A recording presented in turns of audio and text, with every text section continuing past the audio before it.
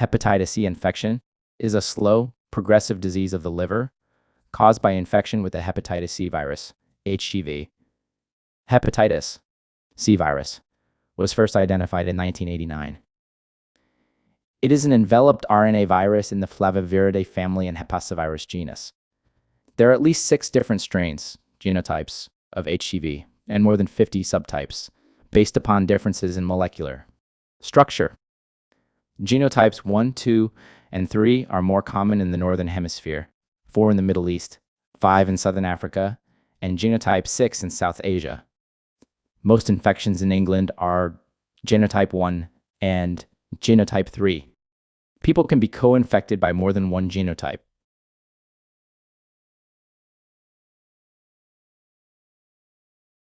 Classification.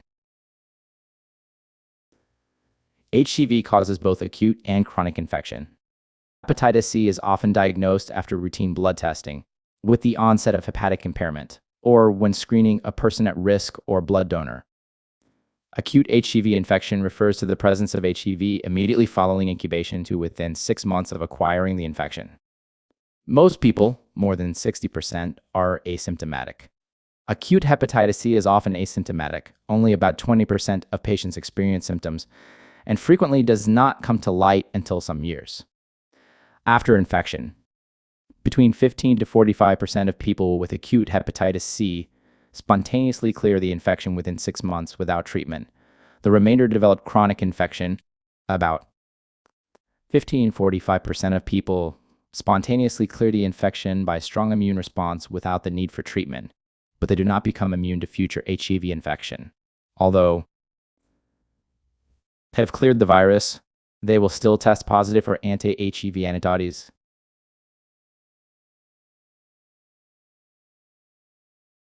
Chronic HCV infection follows acute infection in 55 to 85% of people and refers to the continued presence of HCV 6 months or more after acquiring infection. Chronic HCV infection rarely resolves spontaneously and can lead to complications, such as liver cirrhosis and hepatocellular carcinoma. Between 55 to 85% of patients with hepatitis C will develop chronic infection.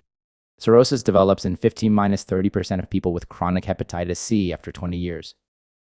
Each year, around 1 to 3% of patients with cirrhosis develop hepatocellular carcinoma, and 2 to 5% develop liver failure.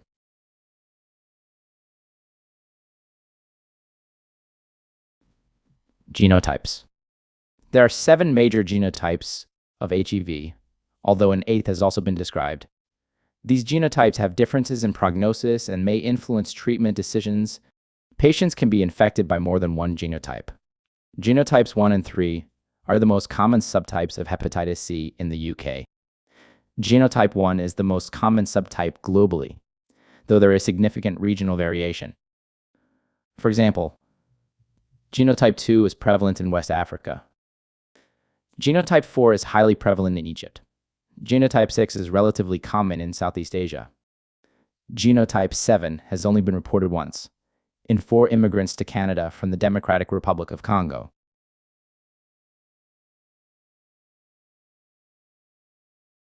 The hepatitis C virus, HCV, is transmitted by contact with infected blood or blood-derived products. Parenteral spread accounts for the majority of cases of HCV in the UK. Sharing of needles or other injecting paraphernalia in people who inject drugs is the most common route of parenteral transmission. Other routes of transmission include transfusion of infected blood or blood products before 1991 and 1986, respectively, when screening of blood donors for HCV infection or heat treatment for inactivation of viruses were introduced.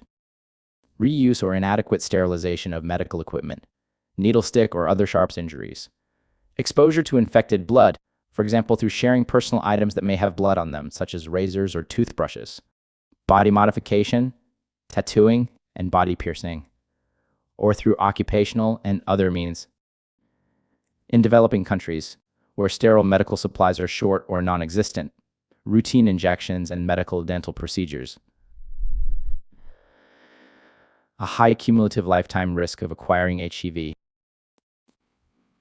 Sexual transmission of HCV occurs infrequently in monogamous, heterosexual relationships. The risk is increased in people with multiple partners or those at risk for sexually transmitted infections. In HIV-positive people, particularly in men who have sex with men, and with risky sexual practices, for example, anal sex. Vertical transmission of HCV from mother to baby generally occurs at a low rate, but higher rates are seen if the mother is co-infected with HIV. HCV can be transmitted to the infant in utero or during the peripartum period. About 10% of people with HCV infection have no recognized risk factor. Risk factors. Certain factors are associated with poorer prognosis and complications. Include HCV genotype. Genotypes 1, 4, 5, and 6 are less responsive to antiviral treatments. However, genotype 3 has higher rates of steatosis, cirrhosis, and hepatocellular carcinoma, being over 40 years old at the time of infection. Heavy alcohol consumption. Male gender. Certain ethnicities. Black African American and Hispanic people seem to have lower sustained viral response rates to antivirals compared to white and Asian people. Overweight and obesity. Smoking. Co-infection with HIV or hepatitis B. As many as a third of patients with HIV also have HEV. With increased survival in patients with HIV, the major burden of disease is becoming end-stage liver disease secondary to HEV infection with rapidly progressive fibrosis and cirrhosis. Co-infection leads to earlier and more severe liver disease. Immunosuppression for any reason, which increases the risk of cirrhosis and hepatocellular carcinoma.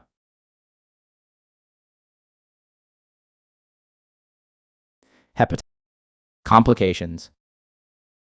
Hepatitis C can lead to cirrhosis, end-stage liver failure, and death.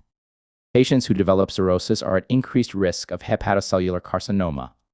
Between 1% and 5% of those infected with HCV will develop primary liver cancer. Hepatocellular carcinoma is suggested by weight loss and raised alpha-fetoprotein level. Extrahepatic manifestations may also develop. Acute hepatitis C virus, HCV, infection may rarely lead to fulminant hepatitis, less than 1% of all people. Co-infection with hepatitis A can increase the risk of acute fulminant hepatitis. Chronic HCV infection can lead to liver cirrhosis, liver failure, and hepatocellular carcinoma, HCC, if untreated. Ranges from 10 to 30% after 20 years of infection with HCV. Initially, cirrhosis may be compensated without liver-related symptoms. Decompensation may occur later, leading to portal hypertension, variceal hemorrhages, ascites, or hepatic encephalopathy. About 1–3% of people with liver cirrhosis progress to HCC annually. The risk of progression to cirrhosis and HCC varies according to the person's characteristics and behaviors. Excessive alcohol intake, co-infection with hepatitis B virus or HIV, and immunosuppression owing to any cause increase the risk of developing cirrhosis or HCC. The three most common comorbidities seen in people with HCV infection are depression, diabetes mellitus, and chronic kidney disease. Others include Sjogren's syndrome, chronic renal disease, symptomatic cryoglobulinemia, lichen planus, and rheumatoid arthritis. A proportion of these comorbidities is directly attributable to HCV and is referred to as extrahepatic manifestations. The prevalence of these extrahepatic manifestations is usually independent of the degree of liver fibrosis. During pregnancy, infection with HCV is associated with increased risk of adverse fetal outcomes, including fetal growth restriction and low birth weight. Most children infected with HCV will develop chronic infection. Some will then present with liver damage later in life. Associated diseases. There is an increased risk of developing diabetes mellitus in patients with HCV infection.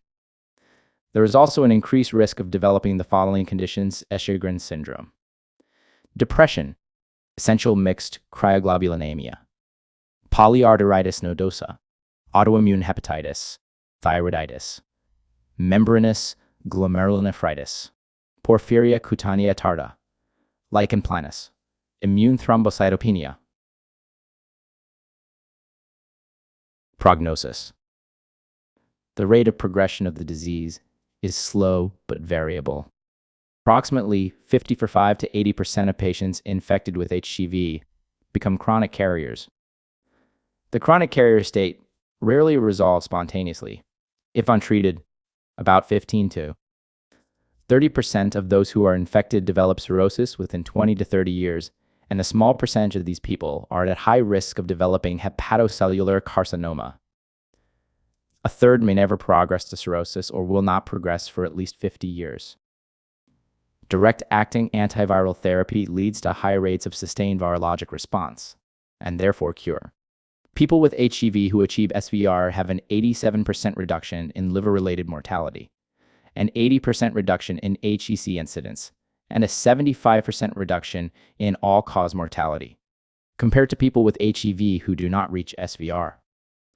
As detailed above, however, individuals cured of HCV may still have residual liver fibrosis or cirrhosis, which may lead to adverse sequelae in future. The long-term prognosis of hepatitis C virus, HCV, infection varies greatly between people and depends on the severity of liver fibrosis. Symptoms can take decades to occur. Risk factors for poor prognosis and complications include HCV genotype. Genotypes 1, 4, 5, and 6 are less responsive to antiviral treatments than genotypes 2 and 3. Infection at an older age. After 40 years of age, the likelihood of a successful response to treatment reduces by about 5% per decade. Men are more likely to progress to cirrhosis than women. Black African American and Hispanic people have lower sustained viral response rates with antiviral treatments than white and Asian people. Co-infection with hepatitis A and/or hepatitis B virus. Co-infection with HIV. Body mass index greater than 25, associated with an increased risk of hepatic steatosis, which may lead to more severe fibrosis. Smoking, an independent risk factor for hepatitis and fibrosis. High alcohol intake. Immunosuppression due to any cause. Increased risk of developing cirrhosis or hepatocellular carcinoma. Screening for hepatitis C. Offer hepatitis screening to asymptomatic people who are at high risk of hepatitis C virus, HCV infection. People who have ever injected drugs. People who received a blood transfusion before 1991 or blood products before 1986, when screening of blood donors for hepatitis C infection, or heat treatment for inactivation of viruses were introduced.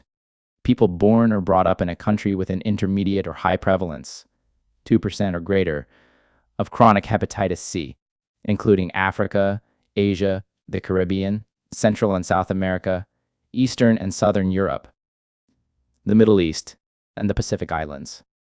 Babies born to mothers infected with hepatitis C. Prisoners, including young offenders. Looked after children and young people, including those living in care homes. People living in hostels for the homeless or sleeping on the streets. HIV-positive men who have sex with men. Close contacts of someone known to be chronically infected with hepatitis C, including family members, close friends, household contacts, or sexual partners. Consider testing people who are at increased risk of HCV infection, particularly if they have nonspecific or unexplained symptoms and signs. This includes people who have ever snorted or smoked drugs, such as cocaine, particularly if they have shared straws or pipes. People who are at risk through sharing of contaminated items, such as razors or toothbrushes. Healthcare workers who have been accidentally exposed to blood where there is a risk of hepatitis C, for example, needle stick injuries.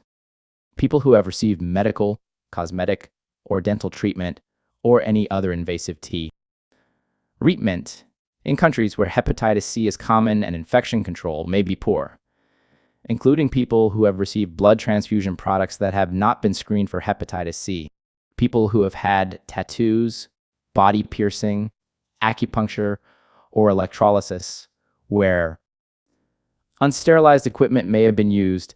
Especially consider tattooing and piercing received in the UK before the mid-1980s or in other countries at any time. People who have tested positive for hepatitis B or HIV. HIV-positive men who have sex with men should be offered regular testing for hepatitis C.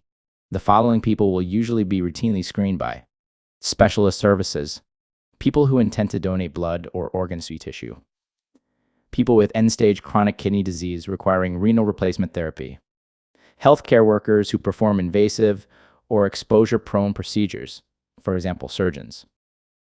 Routine screening of pregnant women for HCV infection is currently not recommended.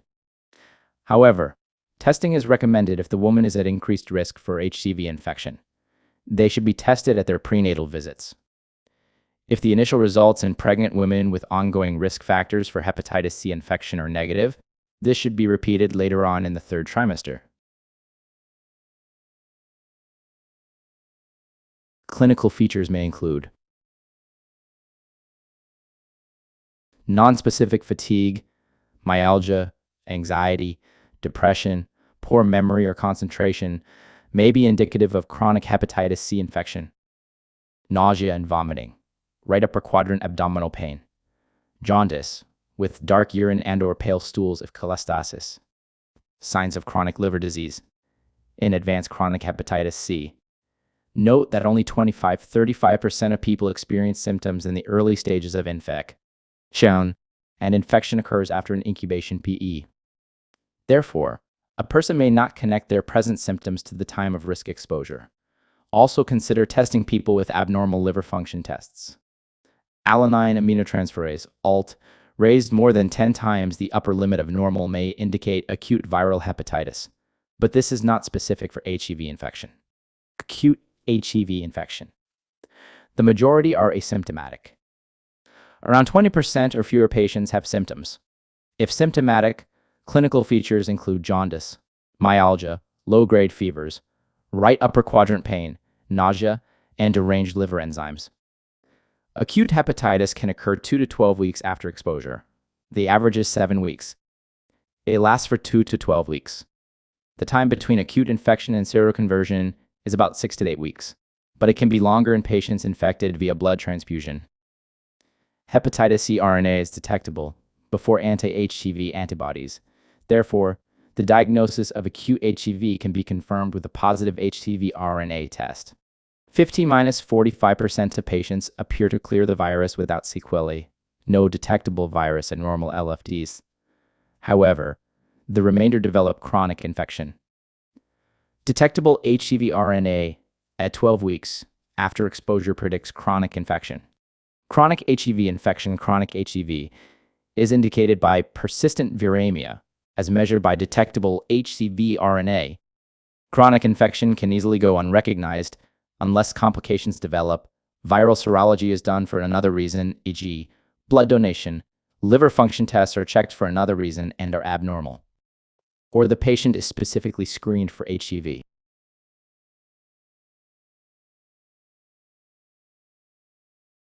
Investigations.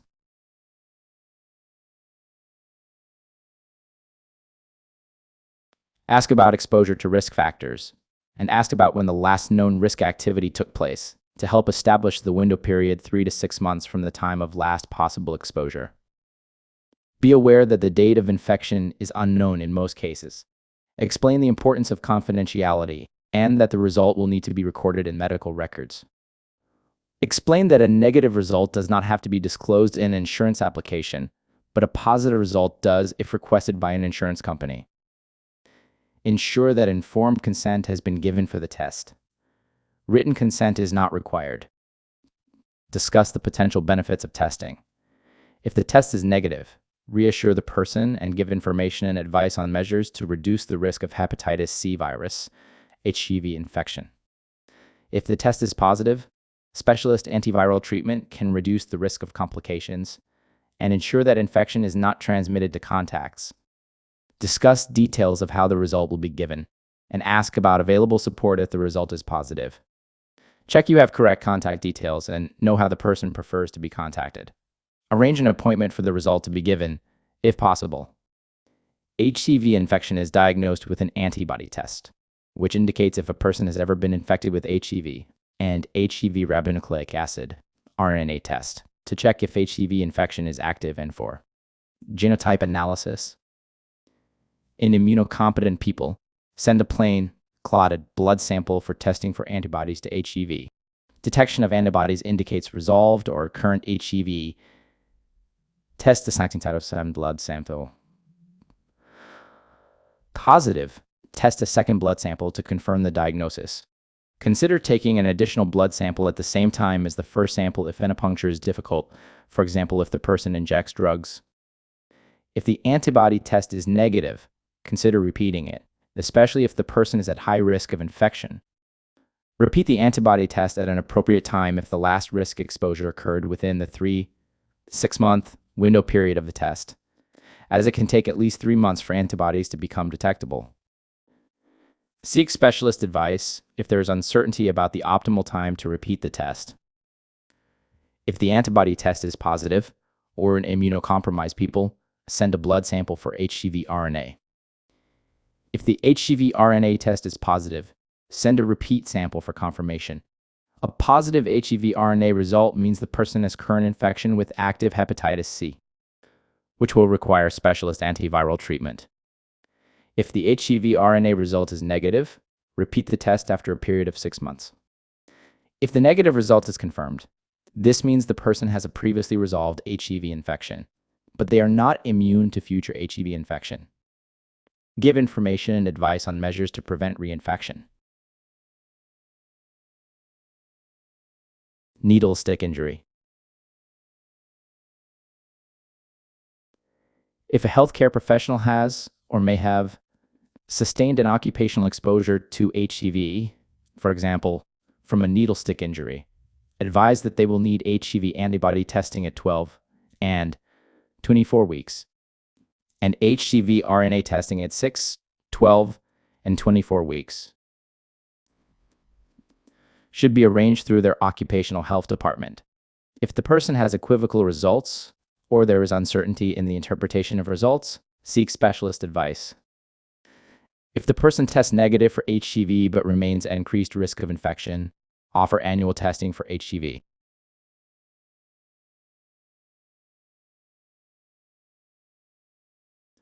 Other initial baseline investigations. These should include BC, renal function and electrolytes, LFTs, clotting screen, HbA1c, TFTs, ferritin, hepatitis A serology, hepatitis A immunoglobulin M, have IgM, hepatitis B serology, hepatitis B surface antigen or antibody to hepatitis B core antigen, anti-HBC, HIV test. Also consider screening for other sexually transmitted infections, if hepatitis C infection is thought to have been sexually acquired. Further specialist investigations to assess the state of infection and progression of liver disease may include blood tests, viral load to assess response to treatment, clotting studies, autoantibodies. Transient elastography, e.g., fibroscan, can be offered to diagnose cirrhosis. If this is not suitable, liver biopsy can be offered. Liver ultrasound is used in people with advanced fibrosis or cirrhosis to screen for hepatocellular cancer. Ultrasound cannot accurately assess the degree of inflammation or liver fibrosis, or predict the prognosis. Liver biopsy may be considered in individual cases, for example, to assess the extent of liver damage caused by inflammation, fibrosis, or cirrhosis, to identify iron overload, and to exclude other causes of liver damage. However, liver biopsy has largely been replaced by non-invasive investigations such as transient elastography,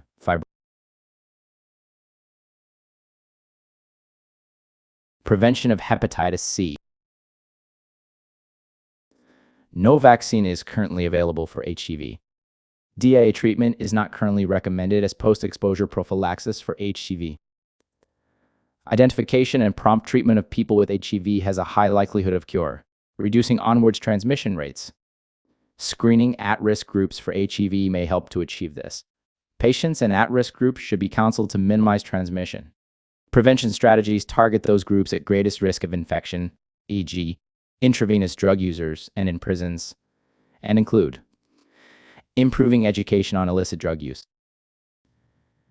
reducing initiation of injecting drug use, helping intravenous drug users to quit injecting, minimizing harm for those who continue to inject, promoting the use of condoms, especially for those with multiple partners.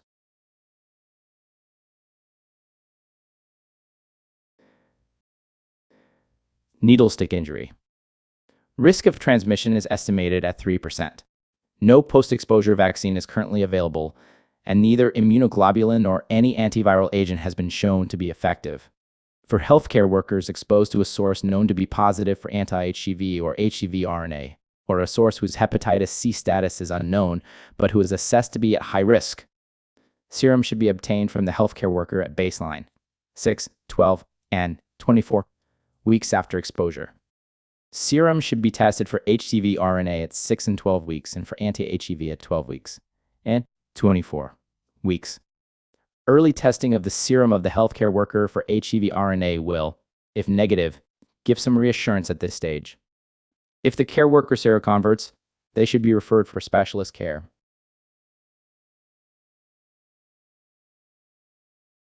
Management of hepatitis C in primary care. People with hepatitis C virus HCV infection should be under the care of a hepatologist or specialist gastroenterologist. If acute hepatitis C virus HCV infection is suspected,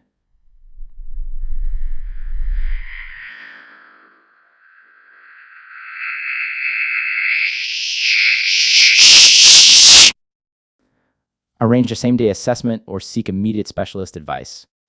If chronic HCV infection is suspected, hepatitis C antibody positive, and ribonucleic acid positive with no clinical features of acute hepatitis, arrange an urgent referral. Confirm the person's address and telephone number at the time of referral, and use the practice's address for correspondence if necessary. For example, if the person frequently changes address, has an insecure address, or is homeless. Notify the local health protection team of suspected cases of acute viral hepatitis by completing a notification form immediately. Inform the person that this is being done. General advice for patients. Reassure patients that hepatitis C is curable with treatment. Give advice, where applicable, to stop drinking alcohol and stop smoking. Patients should be advised that excess alcohol consumption appears to hasten the progression of disease. Moderating, and ideally ceasing, alcohol intake is therefore essential. Advise patients to maintain a healthy weight and diet which reduces the risk of fatty liver disease.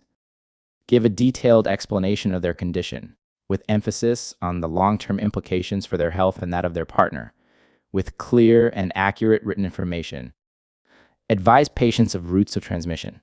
In particular, advise patients not to donate blood, semen, or organs, not to share razors, toothbrushes, or anything else that could be contaminated with blood, not to share drug paraphernalia for snorting, injecting, or smoking drugs. Consider signposting to needle exchange services and/or drug treatment clinics. Discuss the risk of sexual transmission with patients. Consistent condom use should prevent transmission. However, outside of HIV co-infection, sexual transmission rates amongst monogamous heterosexual couples are very low, and some may choose not to use them. Note that anal sex has a higher risk of transmission. Encourage patients to notify their household, their sexual partner, and anyone they share injecting drug equipment with, so that they can come forward for testing. Offer hepatitis A and B vaccination. Advise the person that they may be eligible for financial compensation if they were alive on August 29, 2000, and have chronic hepatitis C that is attributable to NHS treatment with blood or blood products received before September 1991.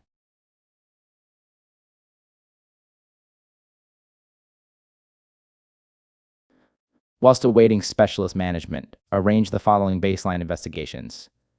Full blood count, to check for anemia, neutropenia, and thrombocytopenia. Urea and electrolytes, creatinine, and estimated glomerular filtration rate. Chronic kidney disease is a possible extrahepatic manifestation of HCV infection. Liver function tests, especially alanine aminotransferase, ALT, and gamma-glutamyl transferase, GT. Note that these do not accurately indicate the extent of liver damage or severity of hepatitis C infection. Clotting screen. HbA1 Celsius. Diabetes mellitus is a possible extrahepatic manifestation of HCV infection. Thyroid function tests, DFTSD. Antiviral therapy can cause thyroid dysfunction.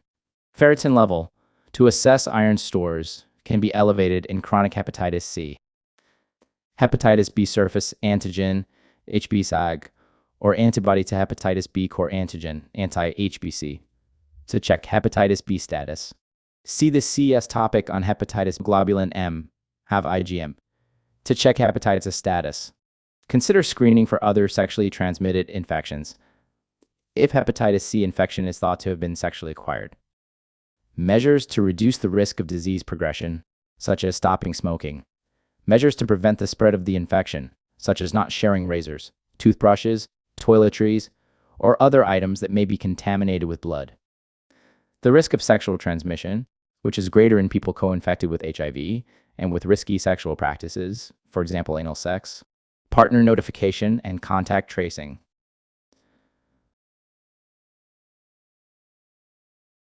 Direct-acting antiviral therapy.